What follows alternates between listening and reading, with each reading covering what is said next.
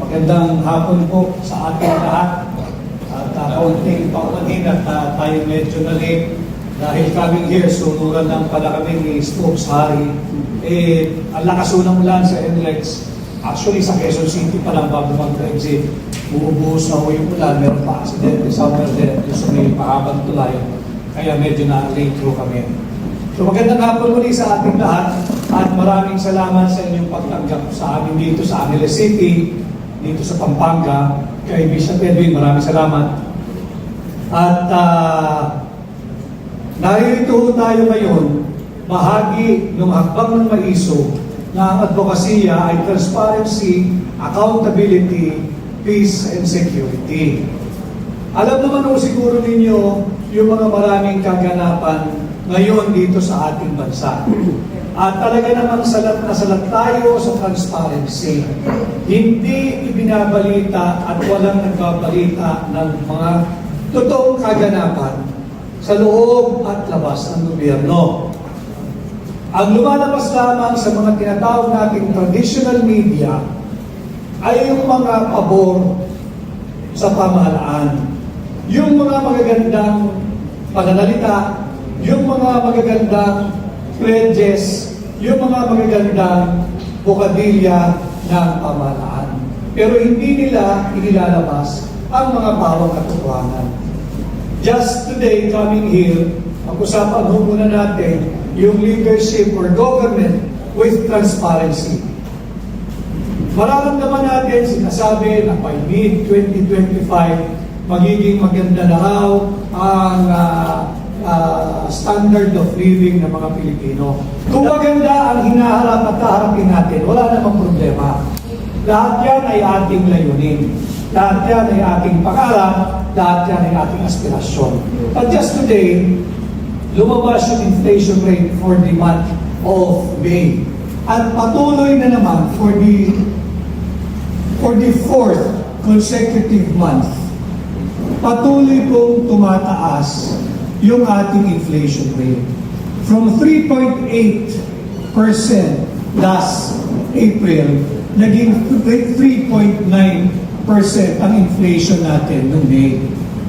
Maging objective tayo sapagkat yan ang hakbang ng maisog, yung transparency. Bagamat hindi lahat ng problema ng or contributing factors ay may isisisi sa kasalukuyang pamahalaan sa administrasyon ni Marcos. Malaking bahagi nito ay kagagawan din nila. Ang inflation ho kasi nagaganap din sa buong mundo. Ongoing po yan. Just to be fair. Just to be objective. Kaya lang, yung mga ginagawa pong hakbang ng pamahalaan ay hindi tutugon doon sa inflation. Ang sinasabi nila, pabababain nila ang kilo ng bigas ng 29 pesos per kilo. You cannot fight the law of demand and supply. Paano mo pabababain ng 29 pesos per kilo ang bigas kung wala kang produksyon?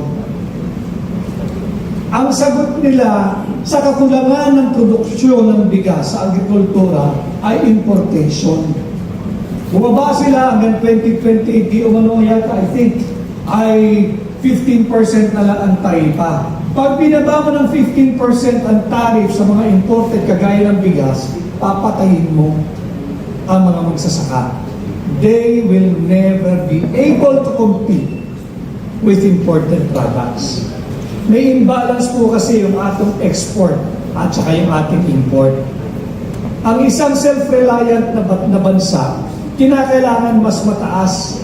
Makikita mo yan yung kanyang export, yung produktong inilalako niya palabas, kesa doon sa imported products. Pagka ang produkto mo, ang economy mo ay may imbalance, ang meron kang import imbalance, mas malaki ang ini-import mo, malayo pa doon sa sinasabi nila na pag-unlad ng Pilipinas at nating mga Pilipino. Ulitin ko, kaisa nila tayo doon sa aspiration na yun. Pero, malayo pa ho tayo ron. At huwag din tayong magpapalinlang sa kanila. Nakalagay dito, defend the flag, uphold, protect, and defend the Constitution. Huwag po tayong magpapadala sa kanila sa sinasabi nila na ang ugat ng kahirapan sa ating bansa ay dahil daw sa restrictive economic provisions that are written in our Constitution. Hindi po yun. Kesyo raw po mahirap, bawal mag-ari ng mga lupa ang mga dayuhan. Kinakailangan daw papasukin ang mga foreign schools or universities from abroad para daw maging magagaling yung ating mag-aaral, and so on and so forth. Ang tugon nila muli dyan ay kalikutin, lapastanganin ng ating konstitusyon. Hindi po problema ang konstitusyon pagdating sa paglaban sa inflation. Hindi po problema ang konstitusyon pagdating sa ninanais nating umunlad ang pamumuhay at kabuhayan ng bawat Pilipino. Ang problema ho ay ang kanilang graft and corruption. Talamak ang korupsyon, huwag nilang pakikialaman ang ating konstitusyon. At dahil talamak ang graft and corruption, gusto nilang mapanatili ang kanilang mga sarili sa posisyon, kaya pinakikialaman nila ang ating saligang batas para galawin not the economic provisions but the political provisions na pahihintulutan na sila na mag-re-elect at walang tigil ng mauupo sa kanilang mga pwesto. Huwag po tayong maniniwala doon. At yun din ang naging sentimento, I have been to, at na nakaharap ko po, yung ating mga kababayan sa Hong Kong at yung iba sa Macau, tumawid sila at yung iba naman from mainland China. At yung mga kababayan natin doon, pati yung mga OFWs, yun din ang kanilang pangarap. Gusto rin nila magkaroon tayo dito ng magandang railway system, yung subway nila. Pangarap po natin yun. Hindi na tayo makakaranas ng traffic, sapagkat mas nanaisin mong mamasahe, sumakay ng tren kaysa magmaneho ng 1, 2, 3 oras sa EDSA lang na ang binabaybay mo ay only 10, 11 kilometers dulo-dulo. Waste of time, waste of our productive time. And yet, hindi natutugunan. Kasi nga, yung pondo, halimbawa 100 piso, 80 pesos doon na pupunta sa bulsa ng mga korap na politiko. 20 pesos na lang ang nai-implement. And yet, ang gagamitin nilang sa isasangkala nila kasi itong inyong saligang batas, kailangan ng buksan, kailangan ng ibasura, kailangan na nating lapastanganin. Huwag ho tayong papayag doon. At marami din ako nakakausap na Atty. Vic, baka kasi hindi nauunawaan ng sambayan ng Pilipino at kaya sila ay passive pagkausapan ay ang saligang batas dahil malayo daw po sa sikmura. Hindi po totoo yun. Napakalapit po nito sa ating sikmura sapagkat naririto lahat ng ating karapatan. Kagaya ng ginagawa natin ngayong hapon para tayong mga magkakalaguyo. Nagtatagpo tayo ng palihim. Nagkikita-kita tayo ng patago. Sapagkat pinagbabawalan nila ang ating mga basic rights that are written and guaranteed under the very same Constitution na gusto nilang lapastanganin. Mantakin ninyo, tumatakbo, gumagana, buhay ang ating 1987 Constitution, ating saligang batas.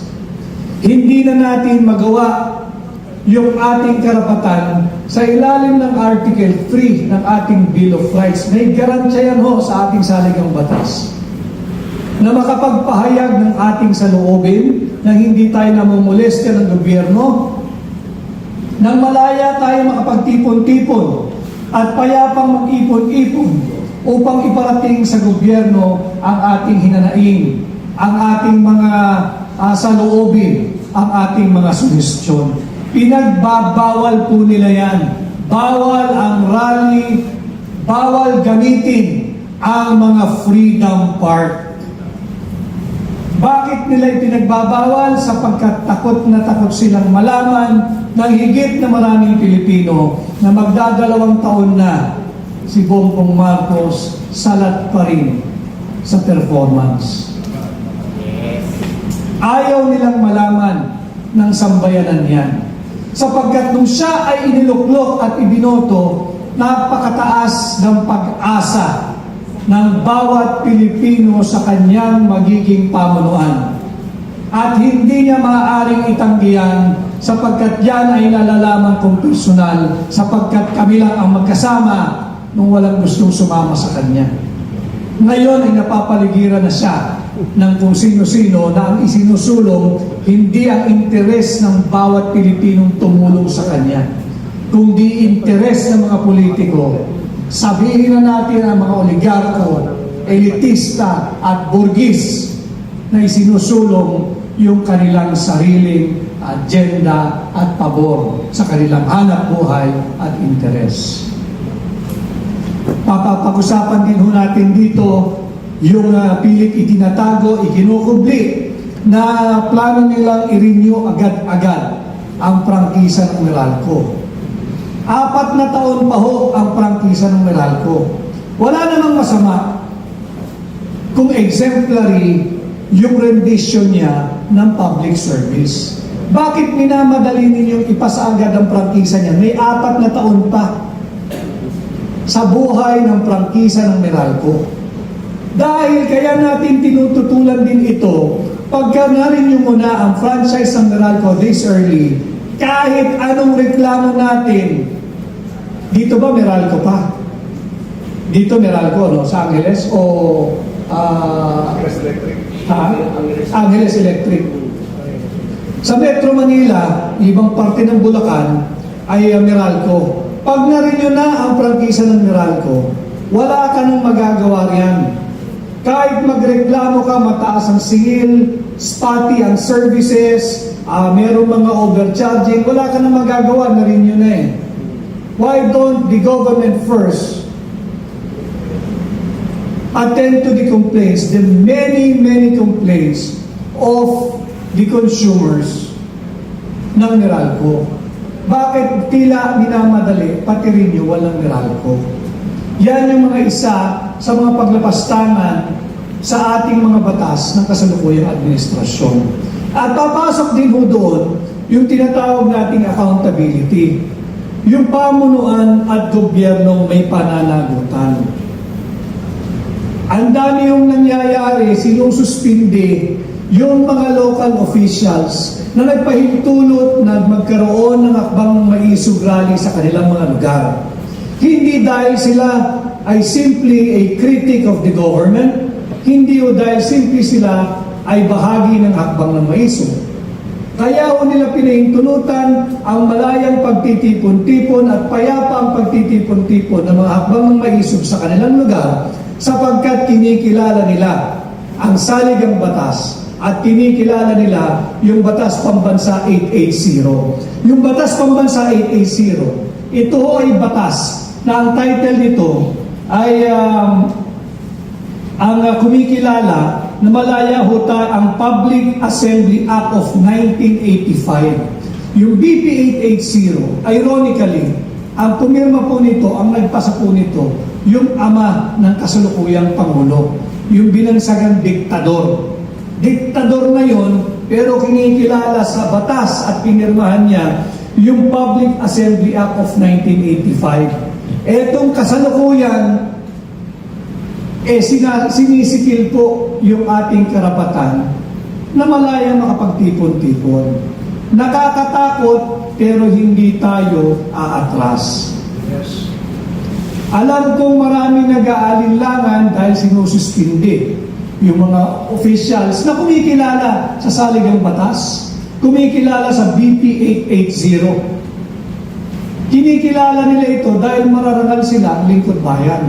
Hindi dahil sila ay sympathetic o miyembro ng hakbang ng maisog o hindi dahil sila ay kontra o kontrapelo sa mga maling polisiya ng gobyerno. At yan din ho ang ating idinudulog ngayon. Umikot po tayo, galing na po tayo ng iba't ibang probinsya, galing na po ako sa Hong Kong, kakababalik ko lang ako kanina, madaling araw from New York, nagkaroon din puro ng hakbang ng Maisog USA. Very successful yung event, pumarada po kami sa kanilang celebration ng Philippine Independence Day celebration. At yung hakbang ng Maisog at Sara Duterte supporters, New York, yun po ang pinakamalaking contingent. Ano ang ipinapahiwatig nun? Pati po doon sa ating mga kababayan sa labas ng bansa na nagmamahal sa Pilipinas at kapwa nila Pilipino, disgustado na. Nararamdaman ho nila at naririnig nila ang tinig natin doon kasing layo ng New York. Naririnig po nila doon sa mga nag-organisa ng hakbang ng Maisog sa Spain, sa Europe at darating pong Sabado ay yung hakbang ng Maisog Japan. Kaya wag ho tayong masisiraan ng loob. Parami ng parami ang nais sumali at nagiging bahagi ng hakbang ng Maisog. Huwag rin ho tayo magpapa-intimidate sa gobyerno. Sure, napaka-powerful ng pamahalaan sa kanila lahat ng resources. Pero huwag ho ninyong kalilimutan at huwag din nilang kalilimutan. Malinaw din ho yun na tayo ang soberanya. Sila ay naluluklok dyan dahil lamang sa atin. Dahil pinahihintulutan natin, atin silang tinatangkilik, atin silang ibinoboto. And again, and I said this in USA, ang hakbang ng Maisog, hindi po ito destabilisasyon. Ito po ay pagpapahayag ng ating saloobin na may garansya at kinikilala sa ating saligang batas. Ang problema sa kasalukuyang gobyerno, kapag ka ikaw ay nagiging kritiko sa mga mali nilang polisiya at talamak na graft and corruption, ang tawag sa iyo ay destabilizer. Kapag ka pinupuna mo yung marami nilang kamalian, ang tawag sa iyo ay nagtatraidor ka kay Marcos. Sino ba naman si Marcos? Panandalian lang naman ang kanyang poder. 6 na taon lamang, minus 4 years na lang. Pag tayo ay nagbubuklod-buklod at ang sinisigaw natin, protect and defend the Constitution, not because traidor tayo kay Marcos o kung kaninong personalidad o kung kaninong politiko. Hindi ho. Kaya tayo nagsasalita dahil tayo ay tapat sa watawat at tayo ay para sa saligang batas. Hindi ho naman tayo mga followers or blindly following them in obedience. Kapag nagmamalabis na ang nasa pamahalaan, whether kay Pangulo, Vice Pangulo, Senador, Congressman, Mayor, Governor, marapat lamang tayong magsalita sapagkat yan ang essence of democracy. As far as I know, as I speak before you now, we are still a democratic state. We are not yet, although it seems may dictatorship na. Dahil bawal na hindi na natin magawa yung ating mga karapatan sa ilalim ng saligang batas.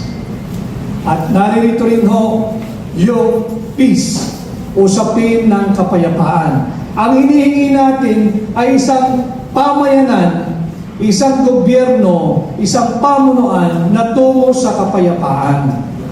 Sino ba naman ang ayaw sa kapayapaan?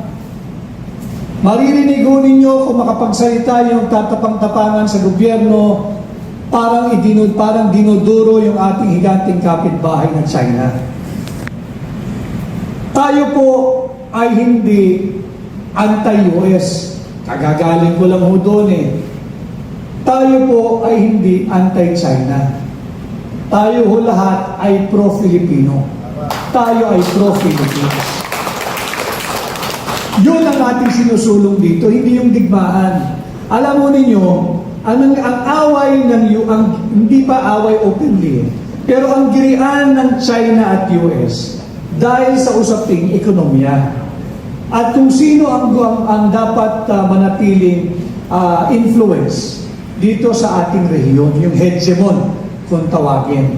Ang kasalukuyan po ay yung US. But slowly, tinatalo po sila ng China. And of course, it's natural na i-insecure ang US sa China. Talaga kung gano'n ang mundo Ang China po, wala hong sinakop yan, hindi nakipagdigma yan. And for the many years in the past, ang US lagi nasa forefront ng kahit anong gera. Name it, they're there. In the guise of being the top police of the world. Kahit naman hindi kinakailangan makapagdigma, dinidigma nila. Sapagkat sila ay sumusunod doon sa mga kanilang mga military contractor.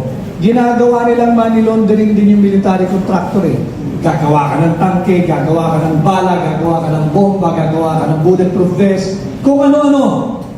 Tuwan-tuwa naman yung nasa gobyerno. Ang problema, tila yung pamahalaan natin ngayon, nagigiliwan na rin sa konsepto na kinakailangan tayo makapagdigma. Maling-mali. Alam mo ninyo, hindi pa tayo nakakaahon sa epekto ng World War II. Kung sino man ang magsasabi sa inyo na nakarecover na tayo doon sa destruction, sa death, and the hardships brought by World War II ay nagsisinungaling. Dahil kung tayo nakarecover na doon sa epekto ng World War II, bakit hanggang ngayon third world country pa rin ang Pilipinas? Bakit hanggang ngayon kulelap na tayo sa ating rehiyon? Bakit hanggang ngayon paiksi yung riles ng tren na binabiyahe ng Philippine National Railways? Nung bata ako, basketball ka sa kanto, pagka lagi mong hawak yung bola, lagi kang tumitira, ang tawag sa'yo, biyaheng Bicol, swapang. Bakit biyaheng Bicol? Noong araw ko pala, may biyahe ng tren mula Maynila hanggang Bicol. So, pagka nag-goal to goal ka, pag-isa ka lang, hindi mo pinapansin yung mga kakampi mo. Tao si swapang, biyaheng Bicol. Naging paiksi ka unang paiksi.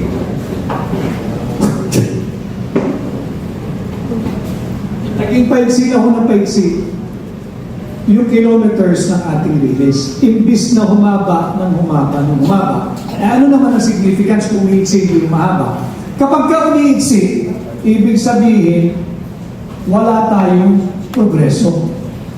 Hindi natin na-maintain, and yet gusto pa natin ang may gera. Noong World War II, there were only about 17 million Filipinos. At mahigit 1 milyong Pilipino ang namatay ng World War II. Handa ba tayo na makapagdigma sa China? Ang gusto lang naman ng dalawa ay mag-usap tungkol sa kanilang kalakalan. Ang gusto lang naman ng Estados Unidos at China mag-usap tungkol sa hanap buhay. Bakit tayo?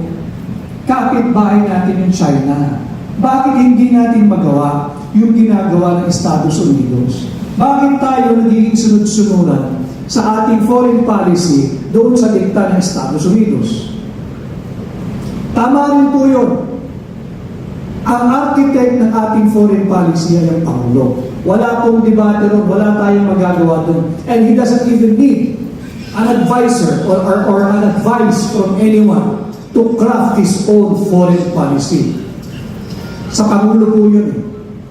Pero sa pagguguhit mo ng iyong patakaran tungkol sa pakikipag-ugnayan ng Pilipinas at Pilipino sa ibang bansa, ibang lahi, dapat unahin mo ang interes ng iyong kababayan, dapat unahin mo ang interes ng Pilipino, dapat unahin mo ang interes ng Pilipinas, hindi ang interes ng pamilya mo o ng Estados Unidos o ng China. Yun ho ang dapat niyang unahin. Hindi ho natin kailangan ng gera.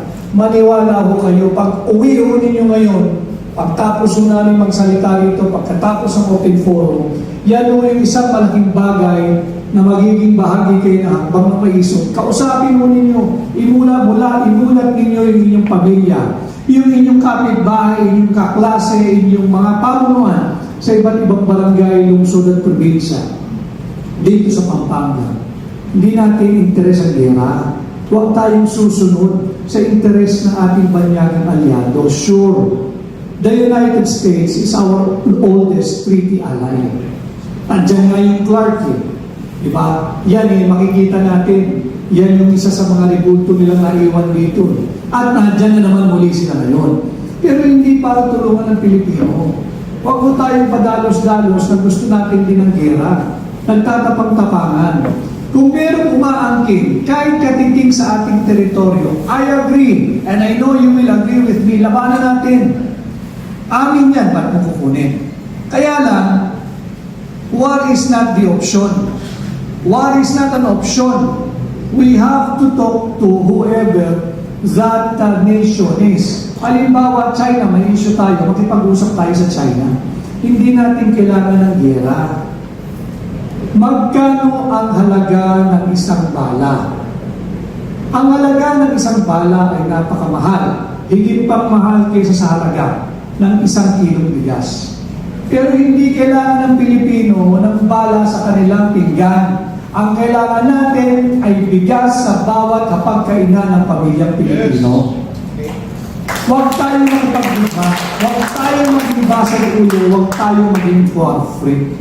Ang kailangan natin ay pagkain, makatain, kasiguruhan sa trabaho, hanap buhay, negosyo. Yon ang kailangan ng Pilipino para tayo umunlad at para tayo ay makaramdam naman ng konting luwag sa buhay kagaya nung tinatamasa at nararanasan ng ating mga kapitbahay sa Japan, sa Singapore, dyan sa Hong Kong, maging sa Estados Unidos. Sino ba naman ang gustong lagi na lang tayo third world country? Sino ba naman ang walang magandang pangarap para sa ating mga sariling anak at mga darating pang sabing lahi? But in pursuing those grand dreams, grand visions and grand aspirations for our own children, for the Filipino youth and for the generations yet to come, war is not the option. War is not the avenue. Makipag-usap tayo, makipag-ugnayan tayo sa ating kapitbahay. Ang layo-layo ng Estados Unidos at China eh. Nagagawa nilang magpapunta ng high-level delegation from the government. Bakit hindi natin magawa dito sa Pilipinas yan? Pride? Ego? Ang kapalit din, mas mainam na makipaggera kaysa tamaan ng aking pride o kahit ang aking ego. Maling-maling polisiya. Maling-maling pamamaraan. It doesn't matter now who initiates that talk, but that talk should happen, and it should happen anytime soon. It should have been commenced yesterday, not even today, not even tomorrow. Dapat yung usapan na yan, nangyari na. Noong last month pa, kahapon, baka yung bukas, yung susunod na buwan, yung susunod na linggo, will be too late. At the way this government is posturing na parang bukas ay may digmaan na. Yan din ang iniyak ng ating mga kababayang OFW sa Hong Kong, sa Macau at China. Sila ay natatakot sapagkat pati yung kasiguruhan ng kanilang trabaho, ang kanilang hanap buhay ay wala ng katiyakan. Sapagkat pagka itong armadong sigalot sa pagitan ng China at Pilipinas ay umabot ng sukdulan, baka magdesisyon ang gobyerno ng China na pauwiin na lahat ng OFWs sa China, Hong Kong at Macau. Anong gagawin noong mga OFWs natin doon na nagtatrabaho ng marangal, kumikita ng malinis na pera at sila ay may dignidad at respeto pag uwi dito?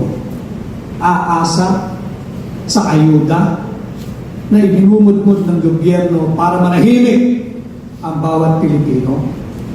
Wala akong masama sa ayuda. Pero ang ayuda, yung salita niya mismong ayuda, nangyayari lamang po yan kapag merong trahedya, kapag merong bagyo, pumutok ang bulkan, panandalian lang po ito eh.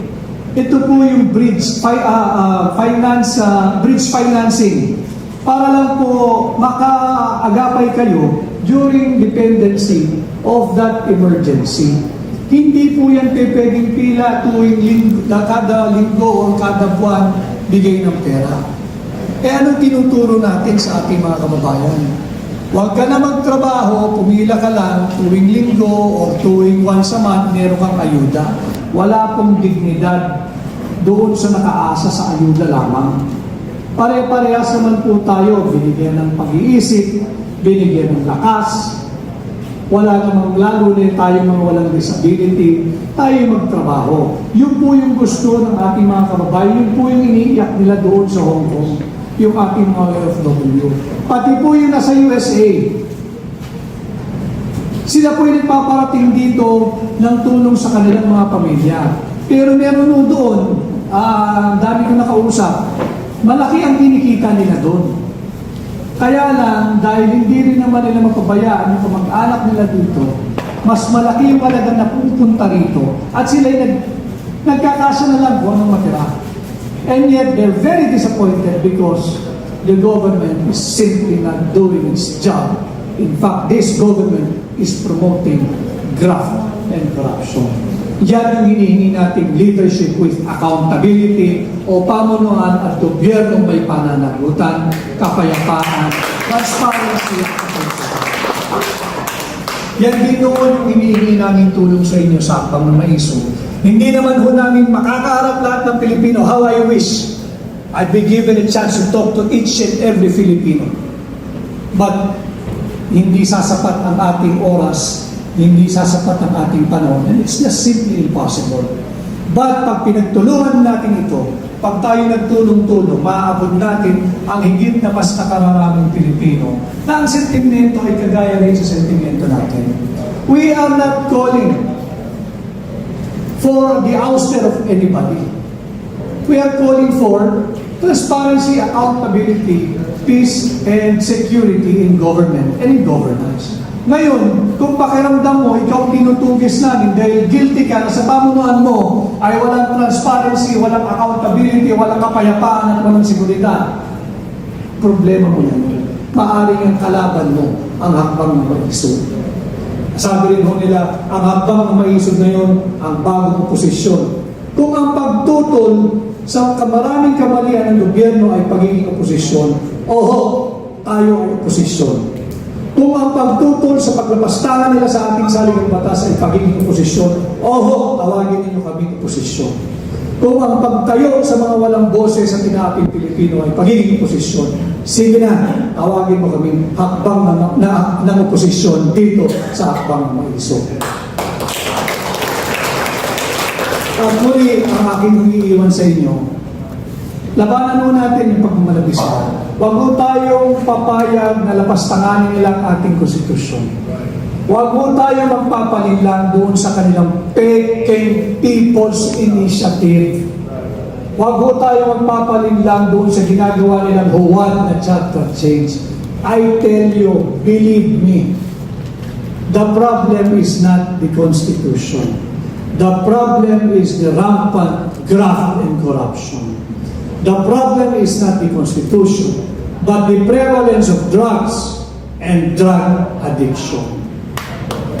The problem is the leadership, the weak leadership, and not the strong Constitution. Maraming salamat at magandang hapon po. Okay, maraming salamat po kay Atty. Vic.